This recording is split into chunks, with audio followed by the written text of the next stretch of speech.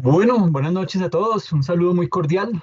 Espero que hayan podido ver las notas, hayan podido hacer sus cuentas. Si de pronto alguien tiene de pronto alguna inquietud o alguna duda frente al tema de la nota, pues con toda confianza me dice por favor para proceder a revisarlo. Listo. En el video que les había publicado la sesión pasada, habíamos hablado un poco del tema de los gastos de, pues, digamos, esos ¿en qué se gasta un alcalde o un gobernador los recursos que recauda o que le transfiere la nación? En ese orden de ideas, habíamos quedado en este segmento en donde decíamos en qué sectores se distribuyen los recursos municipales. Y decíamos que a través de esta torta, pues digamos que existen unos ítems muy particulares en donde cada uno tiene una destinación muy puntual. Entonces, digamos que estas cifras que vamos a dar acá, y esto es un recorder y simplemente, básicamente equivale a totales a nivel nacional. No significa que los billones de los que vamos a hablar acá sean por cada municipio, ni mucho menos, porque eso estaría exorbitante, pero sí es importante tener claro que esto es un promedio a nivel nacional. Entonces, ¿cómo se distribuyen esos recursos municipales? Pues básicamente, en primera instancia, un 2% se destina al servicio de la deuda, que son 1,8 billones. Y usted se dirá, bueno, pero ¿qué es eso del servicio de la deuda? Pues básicamente, como yo les decía, pues así como el gobierno nacional, el gobierno municipal y departamental, pues también se endeuda y se endeuda puede ser con entidades financieras locales como entidades financieras internacionales. Con las internacionales, pues digamos que el problema radica básicamente en que el tema pues, se vuelve un poco más complejo, porque son obligaciones en dólares, intereses en dólares, y usted dirá, pero es que la tasa de interés es más bajita, sí, pero es que no nos sirve de nada una tasa de interés bajita si es en dólares y nuestra moneda pues cada vez devaluándose más. Entonces, frente a eso hay que tener mucho cuidado. Y de ese total de recursos que captan los municipios a nivel nacional, 1,8 se destinan al pago de esas obligaciones. 1,8 billones. ¿Ok? El 3% de esos recursos se destinan a las pensiones. Existen entidades a nivel departamental, a nivel territorial, que pensionan a sus funcionarios, el FOMPET. Esos fondos, digamos que recaudan y tienen una gran cantidad de recursos, muchos de los ingresos que se recaudan en los departamentos y municipios se destinan para ese tipo de fondos y se encargan de pagar la pensión de aquellos pensionados que trabajaron en esas gobernaciones, en esas alcaldías, etcétera, etcétera. Y a eso asciende una suma de 2,5 billones de pesos.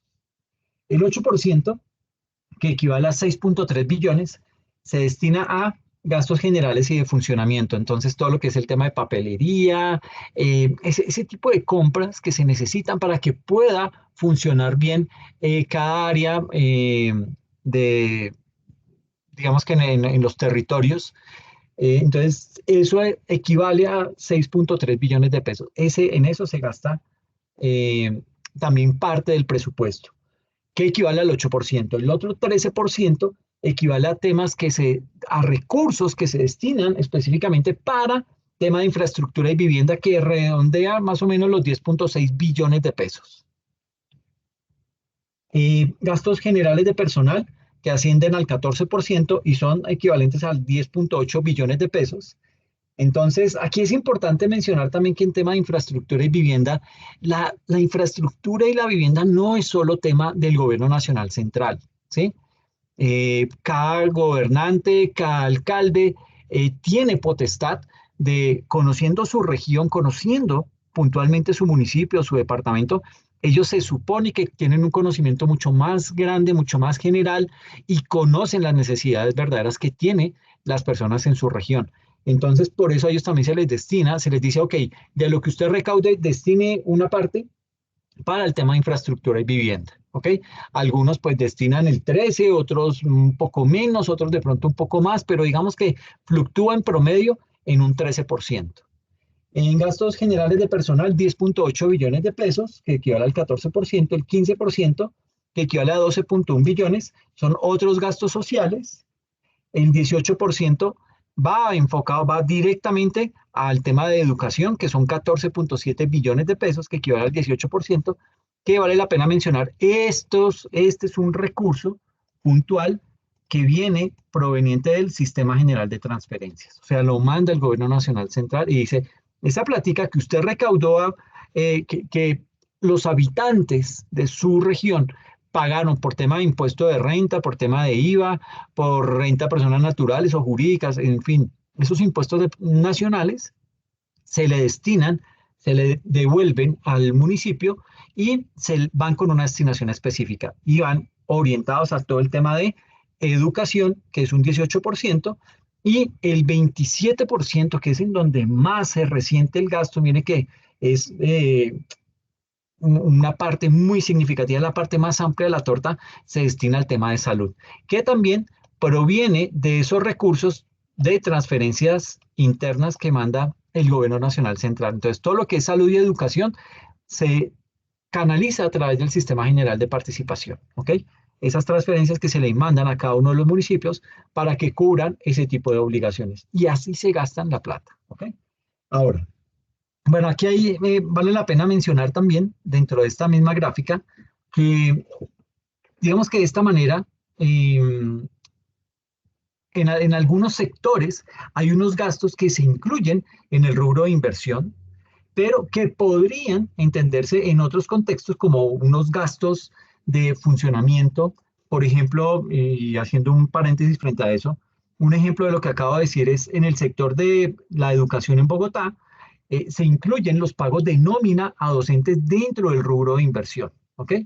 Entonces, digamos que en algunos momentos uno ve como que se mezclan los gastos, como que, ¿y eso por qué va para allá? ¿Sí? Pero pues digamos que la dinámica que utilizan los municipios o los territorios para manejar sus finanzas. Y también es muy común observar que los pagos de los contratistas se incluyan dentro de los rubros de inversión, así estén relacionados con los gastos de funcionamiento, que serían en estos gastos generales de funcionamiento, perdón, en estos gastos generales de personal. Entonces, ahí supondría uno que ahí irían también incluidos los de los contratistas, pero no, esos gastos por lo general van metidos dentro de los temas de inversión, ¿ok?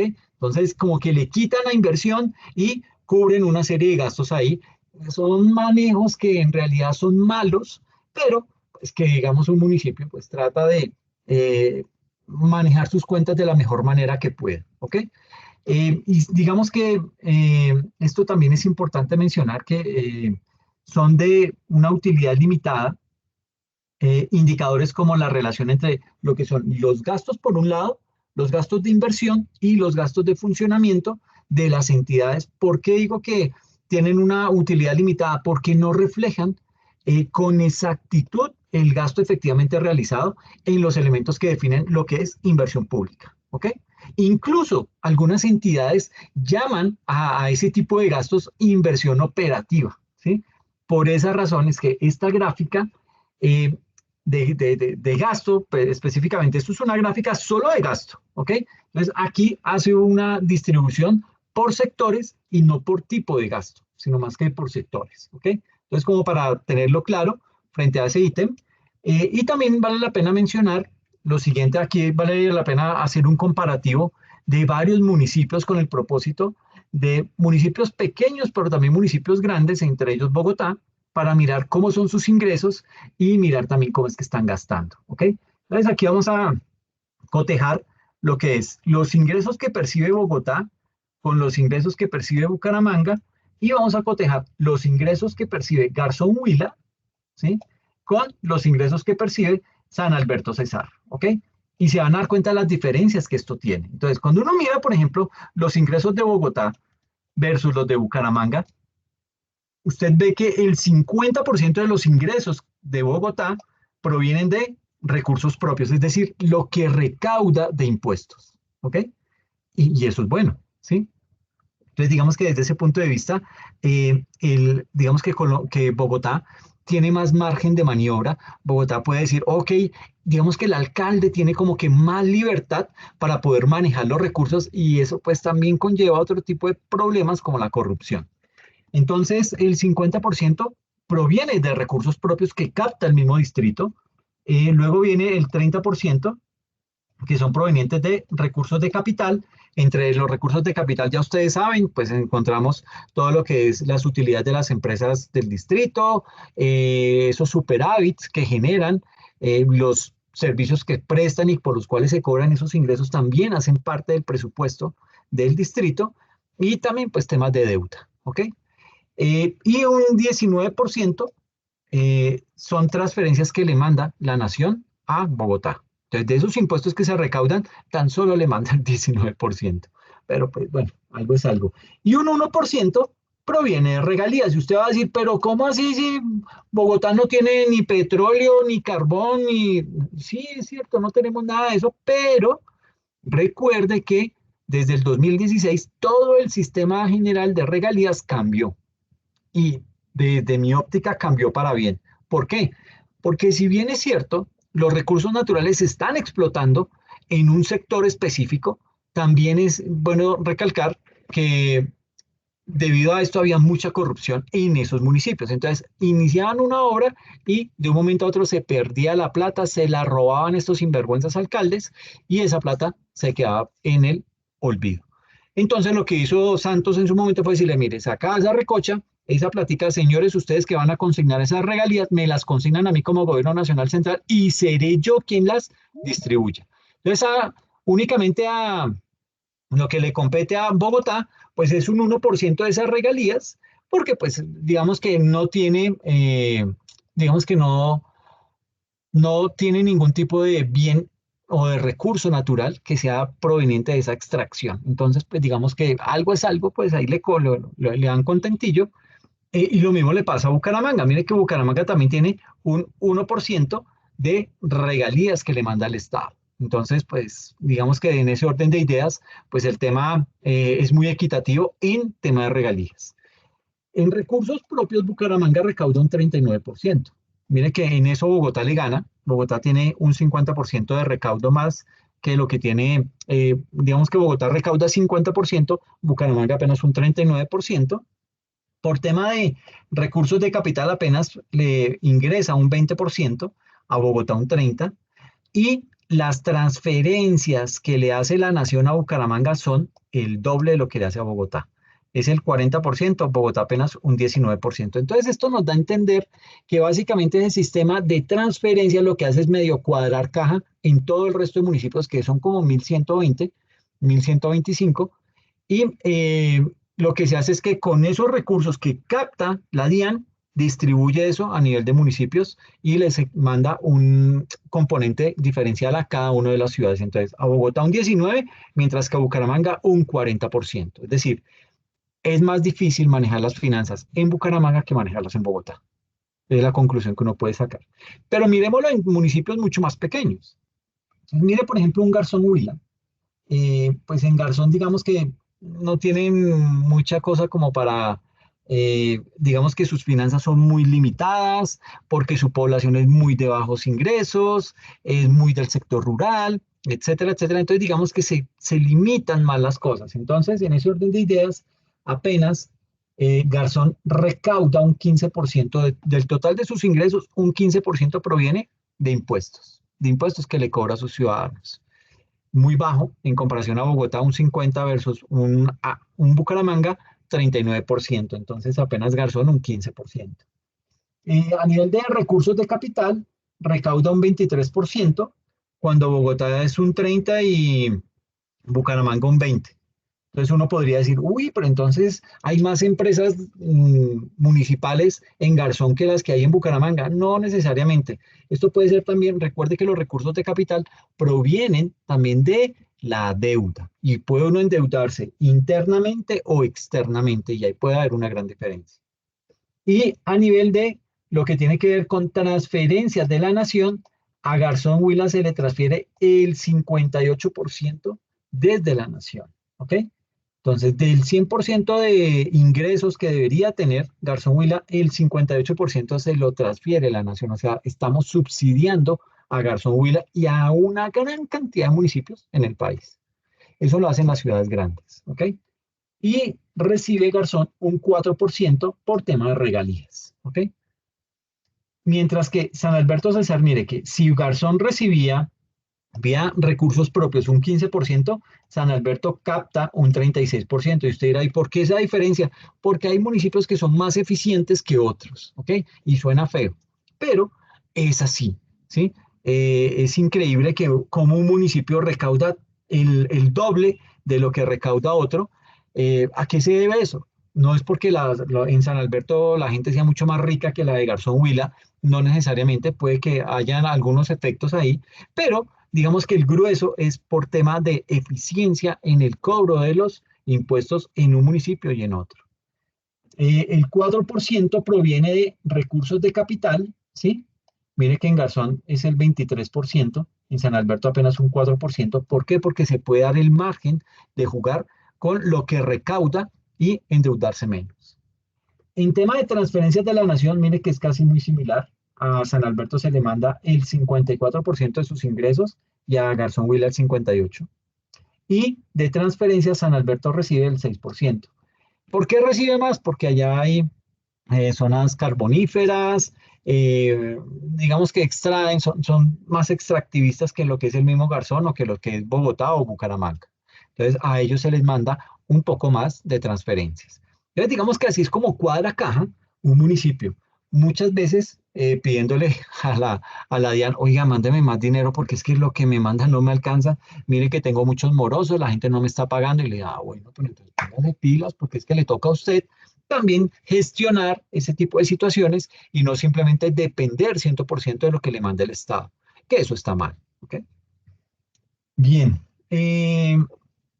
esto a nivel de gastos, entonces en ingresos ya veíamos cómo era mucho más eficiente Bogotá que el mismo Bucaramanga y cómo era más eficiente San Alberto que Garzón. Y comparando los mismos municipios, a nivel de gasto pasa lo siguiente. Entonces, en gastos, Bogotá gasta, tiene otros gastos, son el 29%, ¿sí? En temas de educación, gasta el 22%, y aquí hay que mencionar que, pues digamos que Bogotá se ha dado la pela en impulsar mucho la formación universitaria, bueno, técnica, tecnológica y universitaria de los ciudadanos, de los nacidos o de los habitantes de Bogotá a través del programa Jóvenes a la U. Entonces, si uno quiere que la universidad se la pague el distrito, pues se inscribe a esos programas, el distrito hace los convenios con las diferentes universidades y es el distrito el que le paga a la universidad por eso. Bueno, le paga como un 75% más o menos, el otro 25% lo asume la institución universitaria, pero digamos que hay unas reglas, entonces el estudiante no puede perder tantas materias o tantos créditos, si los pierde entonces ya le toca al estudiante pagar, entonces digamos que hay una serie de reglas, pero el programa es bastante bueno, ¿ok? ¿Por qué? Porque le están pagando la carrera, mire a ver en una universidad privada, entonces mire a ver en dónde más lo hace, ¿ok? Lo otro, en otros gastos sociales, Bogotá gasta el 19%, el 12% lo gasta en salud, el 9% lo gasta en gastos generales de personal y el otro 9% en temas de infraestructura y vivienda. Esos son los gastos de Bogotá. ¿Qué hace Bucaramanga? Bucaramanga en otro tipo de gastos se le va el 24% de su presupuesto, el 31% se le va en temas de educación. Mire que Bogotá subsidiando y todo esto se le va un 22%, a Bucaramanga un 31%. Eso quiere decir que tiene más colegios distritales, más colegios que le pertenecen a la ciudad de Bucaramanga. Eh, Puede que sea mucho más, tenga un alcance mucho más amplio la educación gratuita en Bucaramanga que la que tenga aquí de pronto en Bogotá, aunque en Bogotá es mucha la cobertura. En temas de salud, Bucaramanga invierte un 21% de su presupuesto, un 10% en temas de gastos de funcionamiento, un 7% en temas de servicios públicos y un 7% en gastos generales de personal. ¿Ok? ¿Qué pasa con los municipios más pequeños? En San Alberto, el 46% son temas de salud. ¿Sí? Mire la diferencia. En Bogotá y en Bucaramanga, el grueso se iba en otros gastos, otros gastos, entonces, de personal, de mantenimiento, de inversión, lo que sea, se iba ahí. Y luego, si uno busca salud, salud en Bogotá se consume el 12% del presupuesto y en Bucaramanga apenas Bueno, en Bucaramanga un 21%. ¿Ok? Y en San Alberto se consume el 46%. Y en Huila, en Garzón Huila, el 62%. ¿Mm? Dígame usted si no es complejo el tema. ¿Ok? El tema de la salud es bien delicado. Es un tema que hay que mirar y hay que mirar con pinzas, pero el tema hay que replantearlo porque, mire, de esta forma el Estado pues se va a quebrar rápidamente. También, digamos que se va en otros gastos un 19% en San Alberto Cesar, en Garzón Huila un 16% en esos otros gastos. El 7% se va en gastos de personal en Garzón y en San Alberto 11%. En temas de gastos, otros gastos sociales, un 6% en Garzón y en San Alberto un 9%. Esos gastos estos son gastos de personal en San Alberto y en Garzón Huila son gastos sociales.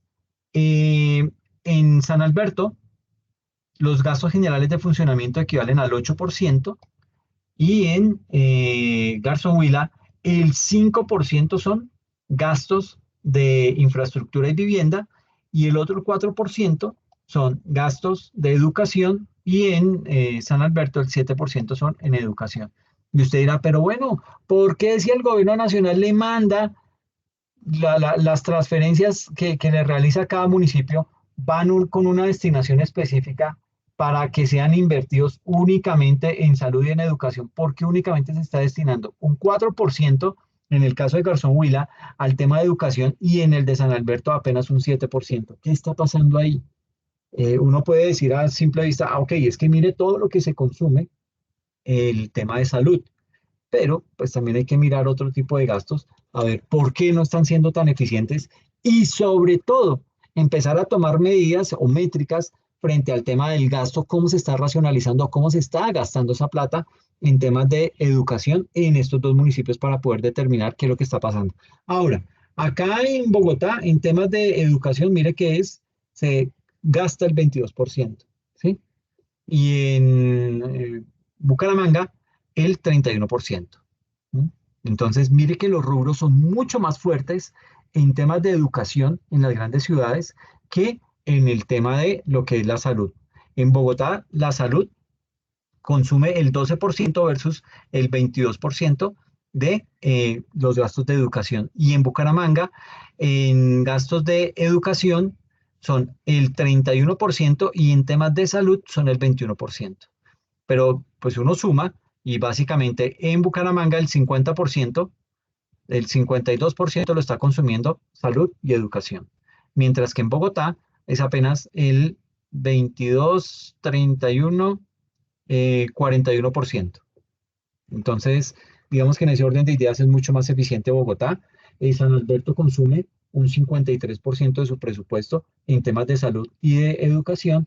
Y Garzón Huila, la tapa, consume el 66% de su presupuesto en salud y en educación apenas un 4%. Pero esas son las cifras, ¿ok? Estos son promedios, son fotos que se han tomado en esos municipios con el propósito de poder entender realmente cómo es el tema de los gastos en este tipo de localidades, ¿ok? Mm, bueno, ¿cómo se hace el presupuesto de los municipios? Pues digamos que aquí básicamente ese presupuesto de los municipios eh, digamos que tiene como una especie de línea de tiempo, en donde digamos que el artículo, bueno, digamos que aparece lo que es la Constitución Política en su artículo 345 al 353, ahí lo que se estipula dentro de ese presupuesto en los municipios es que corresponden a las normas en materia de presupuesto público. Aquí me dice la Constitución Política cómo es que se debe elaborar el presupuesto en un municipio, ¿ok? Que difiere completamente al presupuesto que hace la nación, ¿ok? Luego viene lo que es la Ley 38 de 1989. Esta es una ley orgánica de presupuestos y contiene básicamente lo que se denomina el Estatuto Orgánico del Presupuesto General de la Nación y allí se compila todas las normas básicas para poder realizar un presupuesto. Aquí están todas las reglas, están todas las condiciones para que un municipio pueda hacer su presupuesto sin ningún problema. ¿Ok? Luego viene lo que es la ley 136 de 1994. Esta ley básicamente es el régimen municipal que es por medio del cual se dictan una serie de normas orientadas a modernizar lo que es la organización y el funcionamiento de los municipios. Luego viene lo que es la ley 179 del 94, que también es una ley orgánica de presupuesto, y básicamente lo que hace es que modifica algunos apartes de esta ley. Esto es lo que se conoce como un normograma, ¿ok? Como cuáles normas son las que han ido haciendo parte del presupuesto en los municipios. Entonces, la ley 179 modificó un gran componente de los artículos que estaban previstos en la ley 38 del año 89. ¿Listo? Y luego viene la ley 152 de 1994, que es una ley orgánica de planeación y básicamente esa ley es la que establece los principios y las normas para la realización de los planes de desarrollo en cada municipio. Un plan de desarrollo no es solo a nivel nacional. Cada municipio debe tener su propio plan de desarrollo y al final lo que hacen es un informe, rinden cuentas sobre qué ejecutaron y qué quedó pendiente de ese plan de desarrollo que propusieron al comienzo del año. ¿Listo? Mm, Acá viene también otros aspectos. Viene la ley 225 del año 95, también en tema presupuestal, ¿sí? Esa ley esta es otra ley orgánica de presupuesto que lo que hizo fue dispone otras modificaciones al Estatuto Orgánico del Presupuesto. Luego nace lo que es el Decreto 11 de 1996. Y mire que en la década del 90 hubo muchos cambios a nivel de presupuestos o de leyes que dictaminan cómo crear un presupuesto en los municipios durante toda esa década. Entonces, en el decreto 111 también es un estatuto orgánico de presupuesto y mediante este decreto lo que se hizo fue compilar las leyes, la ley 38 del año 89 que está por acá atrás, esta ley 38 del 89, entonces la compila en esa norma, en ese decreto 111 del 96, ahí lo compila y también compila la ley 179, perdón, la ley 179 de 1994 también queda compilada en ese decreto 111 y adicional compila también lo que es la ley 225 de 1995. Entonces, esas tres leyes, digamos que se crean las leyes, pero quien las reglamenta es un decreto. Entonces, el decreto se creó hasta el año 96, 1996. Luego viene lo que se conoce como la ley 617 del año 2000. Esta es una ley, digamos que como de saneamiento fiscal, bueno, saneamiento tanto fiscal como financiero, en el cual a través de esa ley lo que se hace es establecer una serie de normas para fortalecer lo que es la descentralización y para dictar unas buenas prácticas sobre cómo racionalizar el gasto público en cada uno de los municipios. Luego viene la ley 715 del 2001, ya llegamos a la década del 2000, un nuevo milenio. La ley 715, pues básicamente habla acerca del Sistema General de Participaciones y lo que contiene son las normas que rigen ese Sistema General de Participaciones, es decir, las transferencias que hace el Estado desde el Gobierno Nacional Central. Luego viene lo que es la ley 819 del 2003, que básicamente lo que habla es acerca de la responsabilidad y transparencia fiscal, en la cual se establecen a través de esta ley una serie de normas que buscan racionalizar lo que es la actividad fiscal y hacer sostenible todo lo que es la deuda pública. Y usted mira, entonces, ¿por qué estamos tan endeudados? Sí, pues la ley es una cosa y lo que se hace es otra. Eh, digamos que usted me puede decir, ah, pero entonces eso es ilegal.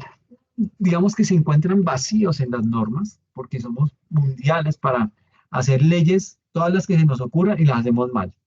Entonces van con una serie de vacíos y por ahí se desvían los recursos. Entonces, mira hasta dónde hemos llegado.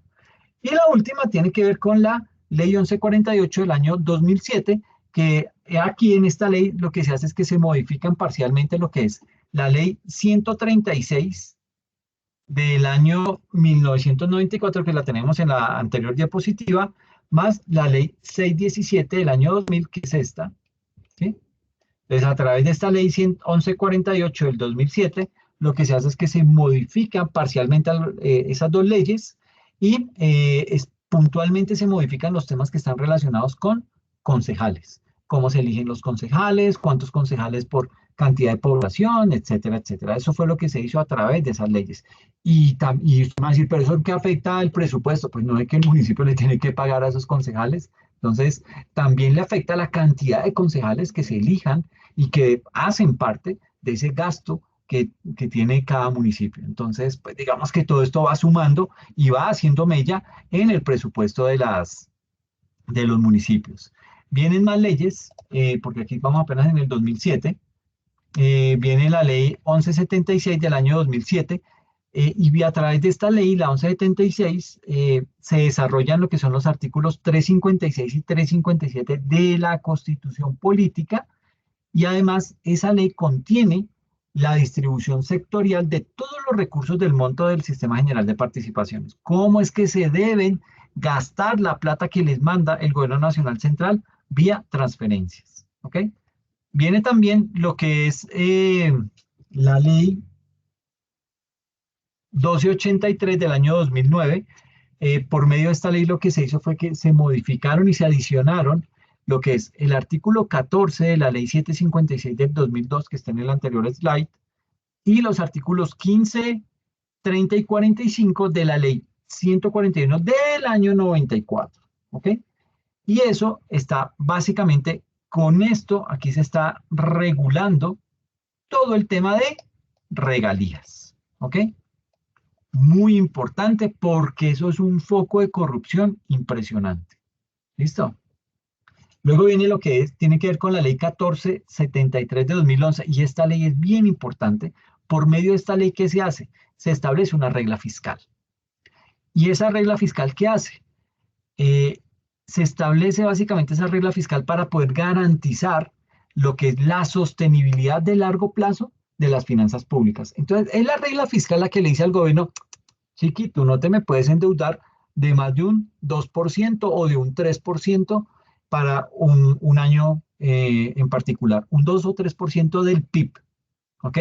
Recuerde que el PIB está más o menos en el orden de los 1.400 billones de pesos. Entonces, un 3% pues siempre es una suma considerable, y eso es lo que le permite la regla fiscal. Entonces, la regla fiscal está ahí monitoreando en qué está gastando el gobierno y le dice: pilas que se le está subiendo el gasto y usted no se me puede endeudar más de 30 billones de pesos, ¿ok? Entonces, el gobierno tiene que estar vigilante de esa regla fiscal, y esta ley es muy importante porque ayuda a eso, a controlar el gasto público. Porque si el gasto público se nos sube, que ya va bien alto, va como en un 65% del PIB, pues imagínese, en un país con tan limitados recursos y con una deuda tan grande que tenemos, pues que esa siga creciendo, digamos que eso nos va a llevar al barranco. ¿Ok? Entonces hay que tener mucha precaución frente a eso. Luego viene lo que es la ley 1483 del mismo año, del 2011. Esta ley 1483 fue una ley por medio de la cual se dictan una serie de normas orgánicas en materia de presupuestos, en temas de responsabilidad y transparencia fiscal. ¿Para quién? Para las entidades territoriales. ¿Ok?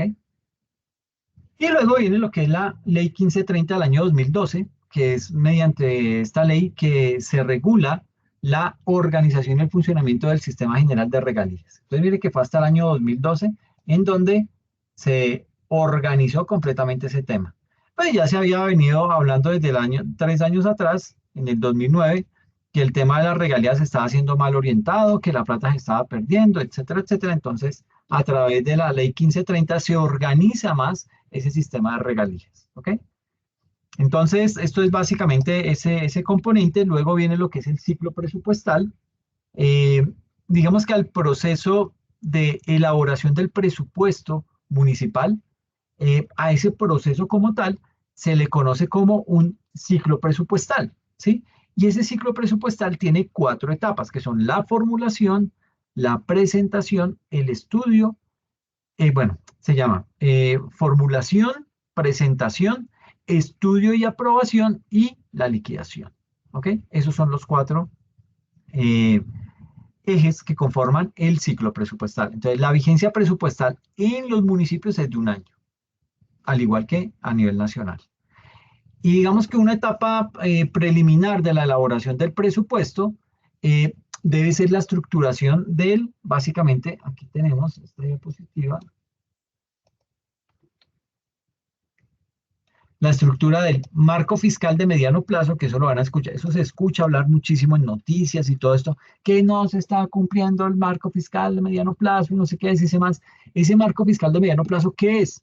Es un documento en el cual se proporcionan las bases para el análisis de la situación financiera de cada municipio en el país. ¿Ok? Entonces, mire que es bien importante. Y una parte de ese documento, de ese marco fiscal de mediano plazo, es básicamente lo que se conoce como el plan financiero, que es, perdón, que es una, ay, aquí, una parte importante de ese marco fiscal de mediano plazo es básicamente el plan financiero, que es, digamos que una programación de los ingresos y gastos de cada municipio. Y el documento de ese marco fiscal de mediano plazo debe estar revisado anualmente y su aprobación corresponde ¿a quién? Al Congreso Municipal. Perdón, al Congreso Municipal, al Consejo Municipal. Ellos no tienen Congreso, el Congreso es a nivel nacional. El Consejo Municipal es el que se encarga de validar qué contiene ese marco fiscal de mediano plazo en cada uno de los municipios. ¿Ok? Entonces es revisado y es aprobado por el Consejo Municipal bueno, se llama realmente el Consejo Municipal de Política Social. Eso es lo que se denomina el COMPES. ¿Ok? Entonces cuando usted dice, ay, pero es que, cuando uno escucha, pero es que esa obra fue aprobada por el COMPES. Ok.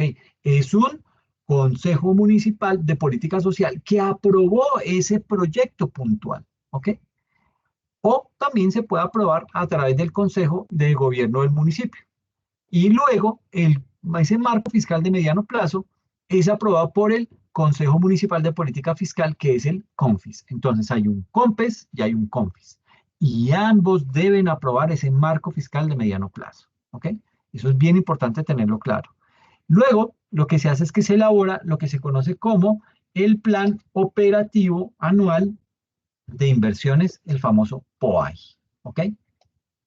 Este POAI, digamos que aquí en ese Plan Operativo Anual de Inversiones, lo que se hace es que ahí se reseñan o se ingresan todos los proyectos de inversión que se pretenden ejecutar, eh, pero se discriminan por sectores, se discriminan por órganos o por programas, como para tener un mejor control del desarrollo de cada uno de esos proyectos. Y eso es sano.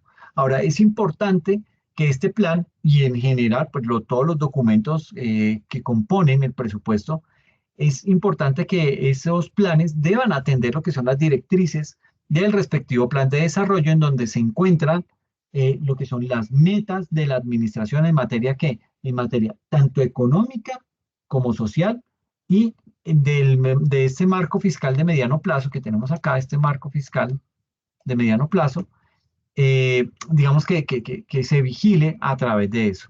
Pero también a nivel del POAI es importante que para que este POAI también pueda ser aprobado por el COMPES y de ahí digamos que se incluye en el proyecto del presupuesto del municipio. Esas son como las etapas que se deben seguir. Estamos hilando muy fino, pero el propósito es como que usted tenga una idea general, porque esto se escucha a menudo en los noticieros, en algunos webinars, etcétera, que hablan del marco fiscal de mediano plazo, del COMPES, del CONFIS, del POAI, etcétera, etcétera. ¿Listo? Luego viene lo que es, digamos que aquí las etapas o sí, cada una de las etapas que conforman el ciclo presupuestal en un municipio. Entonces, viene lo que es la formulación. En esta etapa de formulación, básicamente lo que se hace es que se elabora el proyecto de presupuesto teniendo en cuenta las normas en materia presupuestal del municipio.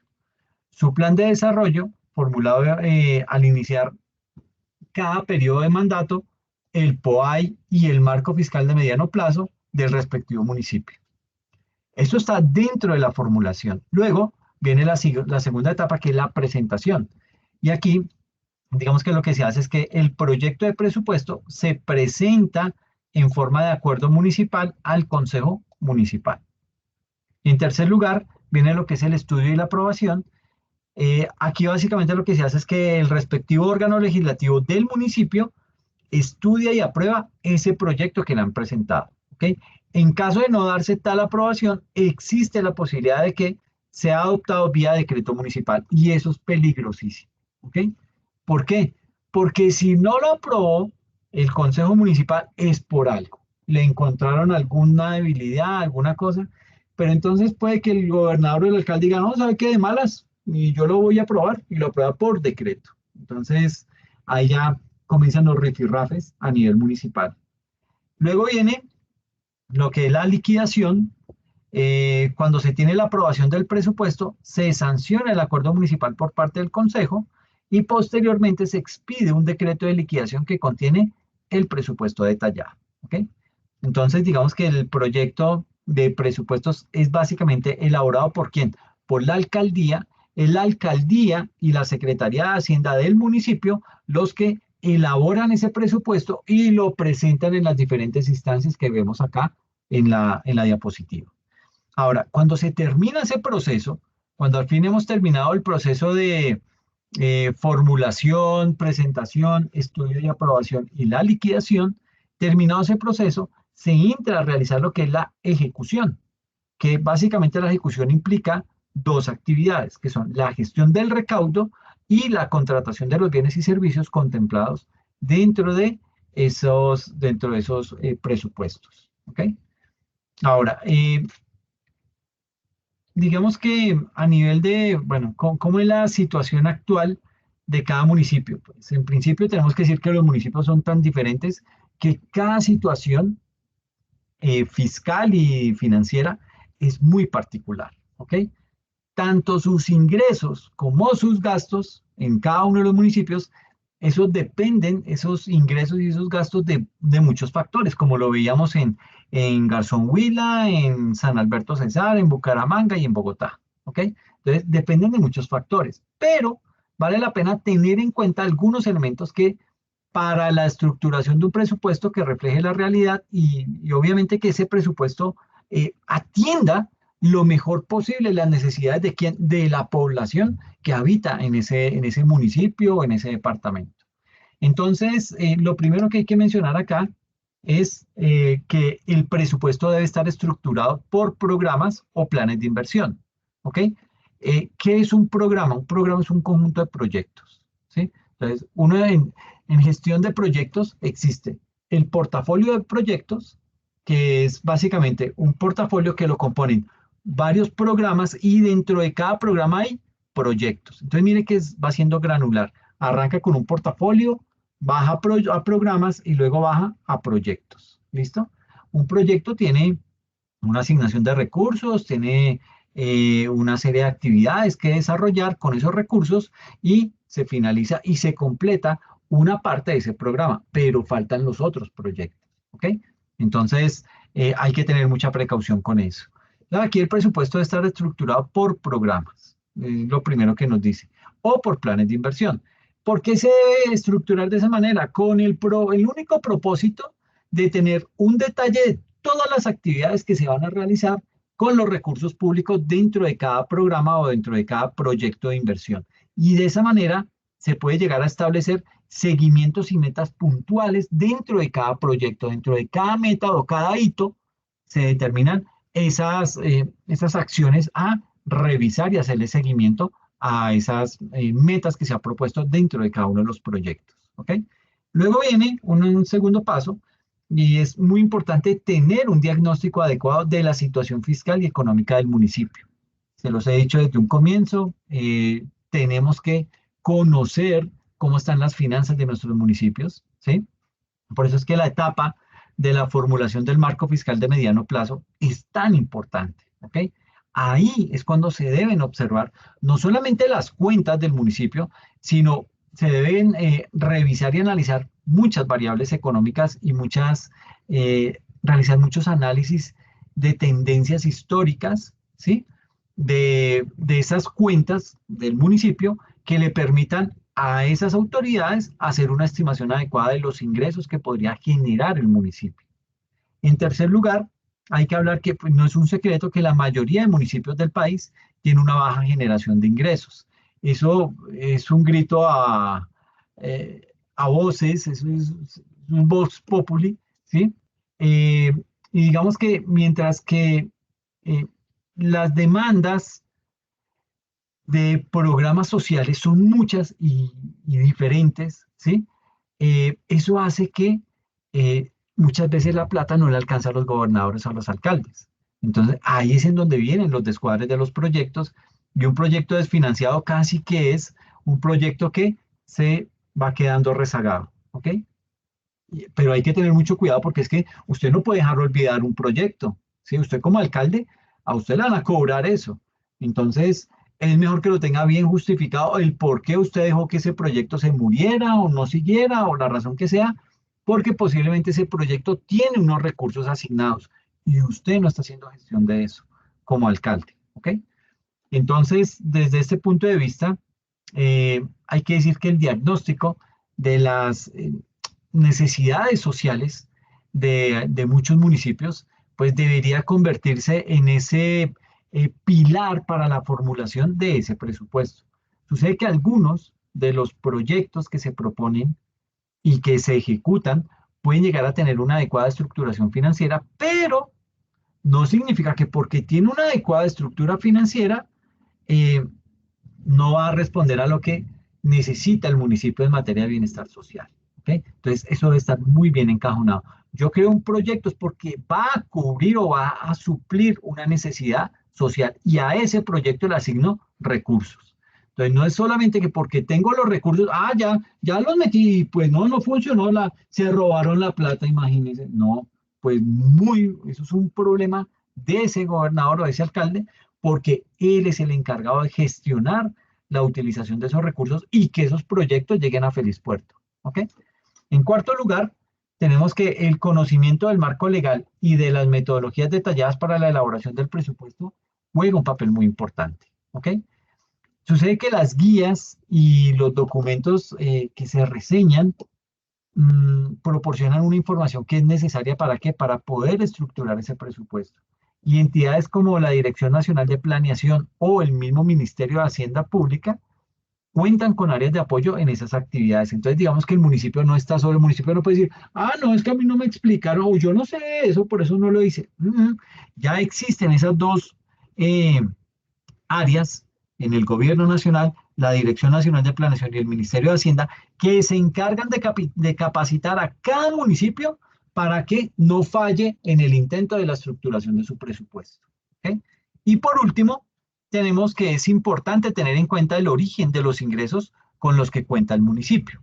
Por ejemplo, si en un municipio hay una participación alta de las transferencias, como lo veíamos en Garzón Huila, que el 62% era proveniente de transferencias internas. Entonces, si en un municipio hay una participación muy alta de las transferencias en comparación con los recursos propios, pues puede ser que haya una serie de restricciones para ese alcalde para el uso de los recursos en necesidades que no estén específicamente dentro de las que se estipulan en las transferencias. Es decir, ese alcalde va a estar maniatado. Ese alcalde no tiene margen de maniobra. Ese alcalde va a pasar sin pena ni gloria porque desafortunadamente los servicios de salud y educación, pues la gente ya cuenta con eso. ¿Por qué? Porque está en la Constitución, es un derecho que tiene toda la población. Entonces yo como alcalde, yo tengo que pararme en las pestañas para cumplirles con esos derechos, ¿ok? Pero entonces yo como no tengo margen de maniobra, pues no voy a poder hacer obras. Y usted sabe que un alcalde lo miden es por las obras. Entonces, al verse obstaculizado porque no tiene margen de maniobra, porque con lo poco que le llega, casi que todo viene por ser característica de un sistema general de transferencias, esos recursos tienen destinación específica y con eso no puede jugar el alcalde. Entonces, también hay que tener en cuenta que si se tiene eh, unos gastos en funcionamiento, esos gastos deben financiarse con recursos de libre destinación. Entonces, digamos que yo para esos gastos de funcionamiento, yo no puedo sacar de lo de que me mandan de transferencias internas del gobierno nacional central, porque eso va específicamente para salud y educación. Yo tengo que mirar cómo cubro este rubro de gastos de funcionamiento en mi municipio, porque esto solo se hace con recursos de libre destinación, es decir, lo que yo recaudo vía impuestos. Y una baja participación de ese tipo de recursos de libre destinación, pues básicamente podría llegar a reflejarse en que haya menos dinero disponible ¿para qué? Para inversión, aparte de las transferencias que le manda el gobierno nacional. Volviendo a ese municipio como una entidad muy dependiente de las transferencias de la nación para poder realizar sus proyectos. Eso no es bueno. Un municipio como Garzón Huila, que dependa tanto de las transferencias que le hace el Estado, en cualquier momento se va a llegar a reventar. ¿Ok? Eh, y entonces, ¿cómo es la relación entre la nación y el municipio? ¿Sí? O cómo se pueden usar los recursos que llegan al municipio. Digamos que aquí básicamente estamos haciendo referencia a lo que es la ejecución del presupuesto. Y aquí puntualmente estamos hablando que en el rubro de inversión está relacionada no solamente con lo dispuesto en el plan de desarrollo del municipio, sino también con las líneas generales de la política económica y social del orden nacional. Eso tiene que hablarse, tiene que estar articulado, ¿ok? Por eso es muy normal encontrar metas comunes entre la nación y los municipios, como mejorar la educación, aumentar la cobertura en salud, etcétera. Entonces, de esa forma, el sistema presupuestal cuenta con varias herramientas mediante las cuales los municipios deben, o bueno, más que deben, perciben o reciben recursos del gobierno, del gobierno nacional central y pueden cofinanciar ese tipo de proyectos de inversión. Entonces, digamos que eso hay que tenerlo bien referenciado. Y aquí hablamos acerca de cómo se pueden usar los recursos que llegan al municipio. Entonces, aquí tenemos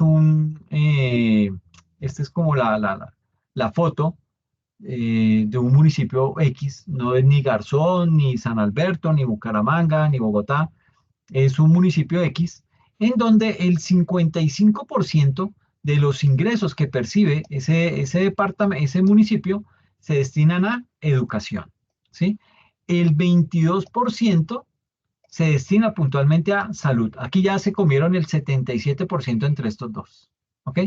Le queda apenas un 10% para tener inversiones con propósito general, otro 10% para todo lo que son temas de agua y saneamiento y un 3% que proviene para asignaciones especiales. Así se gastan los recursos los municipios en promedio. Recuerde que no todo esto, digamos que esta no es la estructura de Bogotá.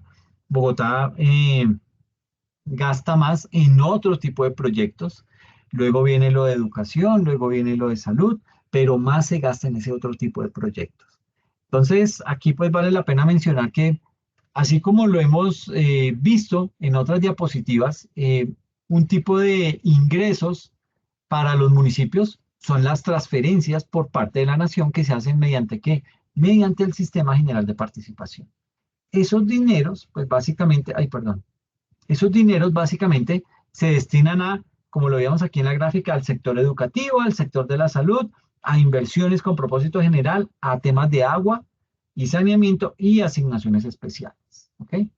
Ahora, aquí es importante destacar que el Departamento Nacional de Planeación, el DNP, que hace poco sacaron al director, eh, tiene a disposición lo que son los municipios mmm, del, digamos que ese DNP, esa Dirección Nacional de Planeación, tiene a disposición de los municipios lo que se conoce como el Sistema de Información y Consulta de Distribuciones de Recursos Territoriales, el famoso sistema denominado SICODIS.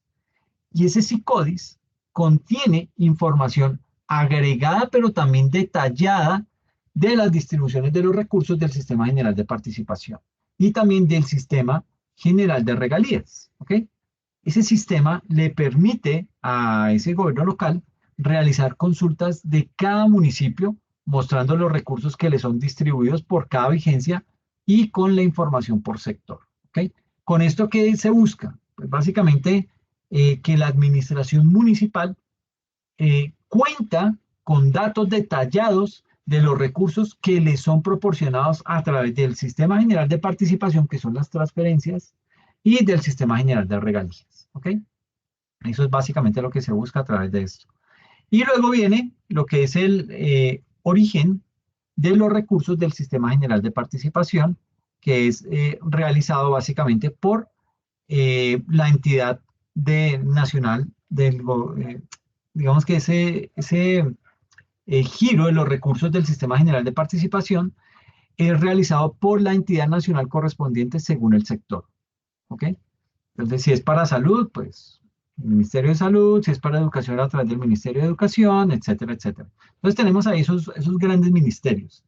Por un lado, el Ministerio de Salud; por el otro, el Ministerio de Educación; el Ministerio de Vivienda, que pues, digamos que para todo el tema de recursos de agua potable y saneamiento básico; el Ministerio de Hacienda, que es clave porque ese tiene las asignaciones especiales. Y una vez se han transferido los recursos, esos recursos quedan inmersos dentro del presupuesto municipal. ¿Ok? Y entonces aquí tenemos que hablar acerca de lo que es el Sistema General de Participación. Este Sistema General de Participación, digamos que en particular los recursos del Sistema General de Participación en educación se pueden utilizar en las siguientes actividades. Primero, para el pago de personal docente y administrativo de las instituciones educativas públicas, todo el tema de contribuciones inherentes a la nómina y sus prestaciones sociales. En segundo lugar, a la construcción de infraestructura, mantenimiento, pago de servicios públicos y funcionamiento de las instituciones educativas. En tercer lugar, la provisión de la canasta educativa. En cuarto, las actividades destinadas a mantener, evaluar y promover la calidad educativa. ¿Ok?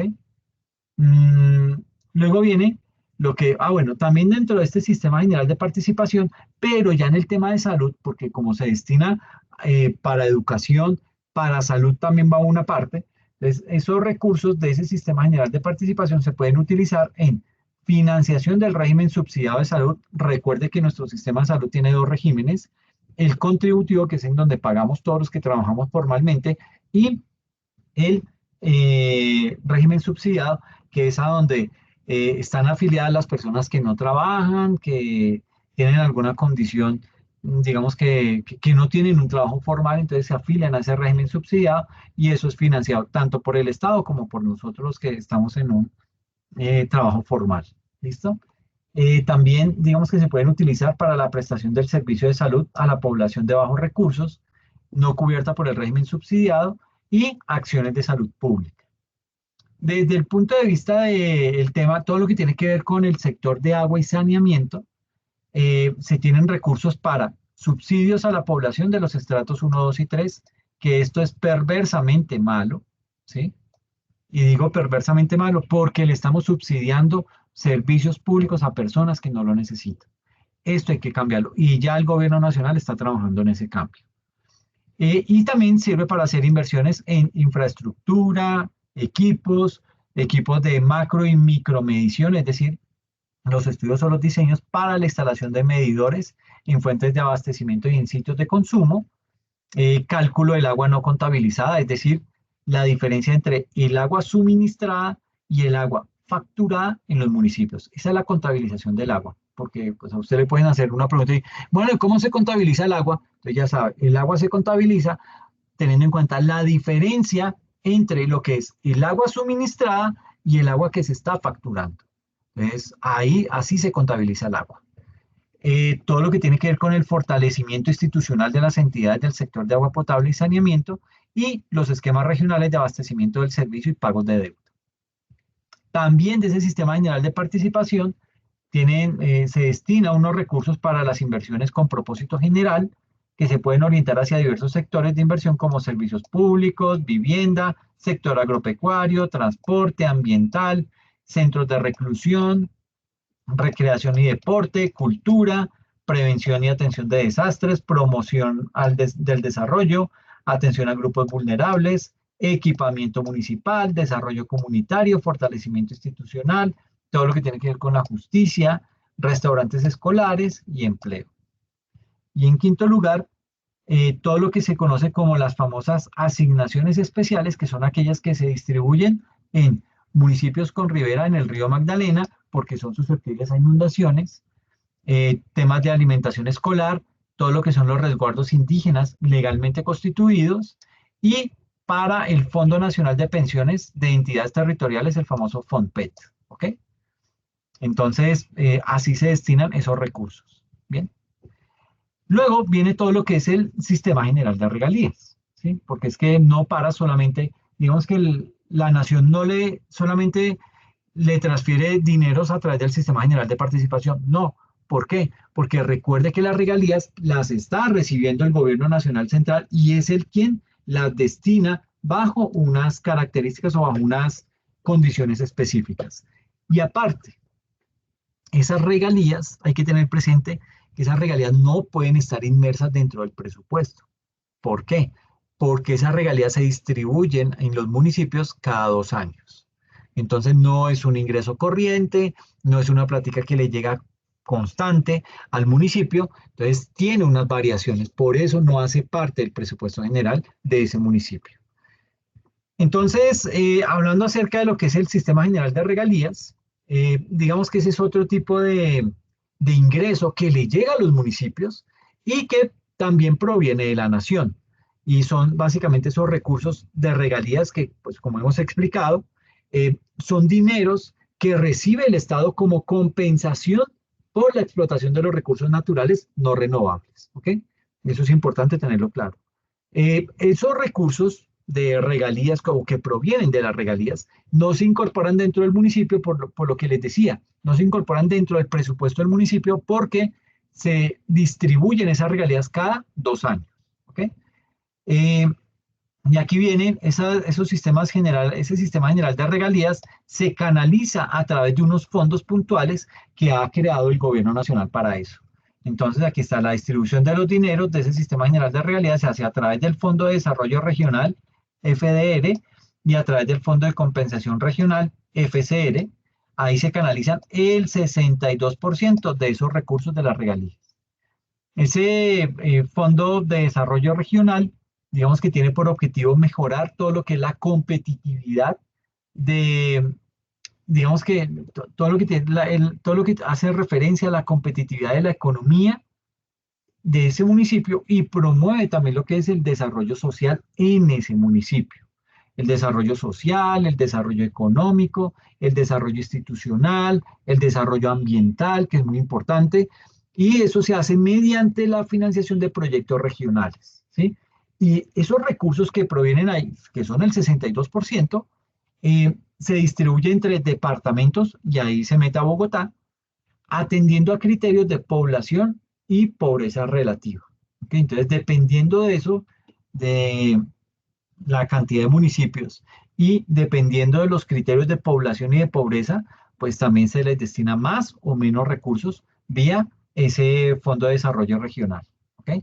Pero también tenemos lo que es el Fondo de Compensación Regional, que pues, digamos que a través de ese fondo se canalizan recursos que se destinan a la financiación de proyectos en los municipios del país con mayor focalización en los más pobres. Todo lo que es el Chocó, Nariño, Putumayo, todo el sur colombiano y el oriente colombiano son ciudades muy pobres. Entonces, hacia allá se destinan ese tipo de recursos. ¿Ok? Y básicamente esos recursos se destinan hacia la población más pobre, la población más vulnerable y sobre todo población que está en esas periferias entre municipios fronterizos. Entonces también se destinan muchos recursos provenientes de las regalías hacia esos sectores. ¿Okay? Luego viene lo que es el FECETEL, que es el Fondo de Ciencia, Tecnología e Innovación. Básicamente aquí el propósito de este fondo que recauda que digamos que se destinan a ese fondo un 10% del sistema general de regalías, ese fondo, su objetivo es básicamente aumentar la capacidad científica, la capacidad tecnológica y de innovación en las regiones. Entonces hay plática para eso, ¿listo? Viene también el FOMPET, este FOMPET que destina un 7% de esos recursos para ese fondo. Ese, como les decía, pues es un fondo de ahorro pensional territorial cuyo objeto es contribuir al pago de las pensiones que las entidades territoriales tienen a su cargo. Luego viene lo que es el funcionamiento del Sistema General de Regalías, que es otros recursos, ahí digamos que se destina un 6%, pero por acá viene otro fondo que no lo tengo discriminado, es el famoso Fondo de Ahorro y Estabilización, el FAE, ¿ok? Ese fondo, digamos que los recursos para ese fondo, Fondo de Ahorro y Estabilización, salen de lo restante después de la distribución de otros fondos, es decir, lo que queda, si sobra algo, se destina para ese Fondo de Ahorro y Estabilización. Y básicamente el objetivo de ese fondo es generar un ahorro en momentos en los que los ingresos por regalías crecen, así como poder estabilizar los gastos en momentos en que las regalías disminuyen. ¿Ok? Ya les hablé entonces del FOMPET, etcétera. Entonces, digamos que esos son los fondos a través de los cuales se canalizan esos recursos que provienen a través del sistema general de regalías. ¿Listo? Eh, Vamos a hablar también acerca de lo que son las herramientas y mecanismos para lograr una administración transparente. Aquí nos vamos a meter, vamos a pisar callos en el sentido en que nos vamos a dar cuenta que la corrupción habita en todos los segmentos de la sociedad y más en los territorios. ¿Ok? Entonces, desde los gobernadores hasta los alcaldes, pasando por los consejos municipales, por todos esos mecanismos de orden público, ahí hay corrupción. Pero aquí también la buena noticia es que existen una serie de herramientas y de mecanismos para lograr una administración transparente. Se combate esos flagelos y se combaten a través de una serie de herramientas que se las voy a mostrar aquí simplemente. Vamos a combatir lo que son los riesgos de corrupción, cómo se hace mucho más eficiente la participación ciudadana, porque entre mayor participación ciudadana, menor van a ser esos focos de corrupción y temas de entidades de control. Entonces, a nivel de riesgos de corrupción, pues, ¿cuáles son los delitos que más se cometen en los territorios? Está el cohecho por dar u ofrecer.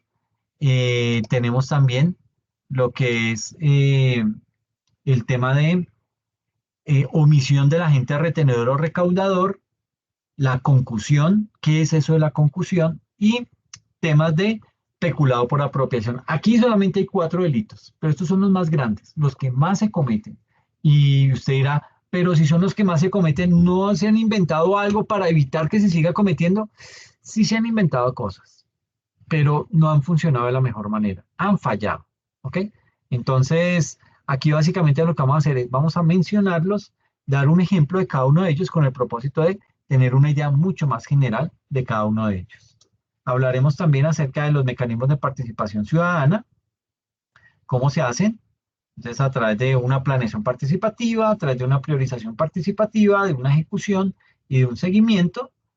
Hablaremos también de participación ciudadana, que se hace a través de 5 escenarios puntuales. Hablaremos también desde la misma participación ciudadana de 3 aspectos que también sirven de base para ese propósito. Y luego viene lo que son las entidades de control. Hablaremos del control con enfoque disciplinario, qué entidades están ahí, del control con enfoque fiscal, qué entidades están ahí o hacen parte de ese ítem, qué son las veedurías, qué son el tema de la auditoría, y otras entidades que pueden servir a eso. Y luego nos metemos con el impuesto de vehículos porque quiero explicar esto para que usted pueda desarrollar bien su taller de la unidad número 2. ¿Ok? Entonces, pues nada, yo creo que dejemos acá la próxima sesión. Entonces, como les digo, pues vamos a arrancar con toda la temática que está orientada básicamente a hablar acerca de estas herramientas y mecanismos para lograr una administración transparente. ¿Listo? No sé si de pronto hay alguna inquietud. Venga, miro a ver si hay alguien. Ah, hola Laura y Jennifer. Un gusto tenerlas por acá. ¿Cómo están?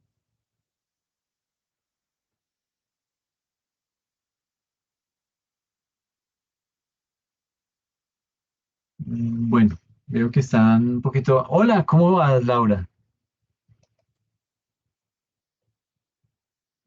Bueno, pues me da mucho gusto tenerlas por acá, me alegra y pues no sé si tienen de pronto alguna inquietud, algún tema que de pronto no haya quedado bien explicado. Ah, ok, entiendo, perfecto, no hay ningún problema. Listo, bien, entonces dejemos por ahí por hoy y la siguiente sesión abordamos la otra temática con el bonus de lo que son el impuesto de vehículos para explicarlo de una forma mucho más detallada y gracias, Laura. Y poder que, digamos que ustedes tengan herramientas para poder realizar el taller, ¿listo? Entonces, pues nada, dejémoslo ahí, les agradezco mucho, que tengan una buena noche y que pasen bien, ¿ok? Chao.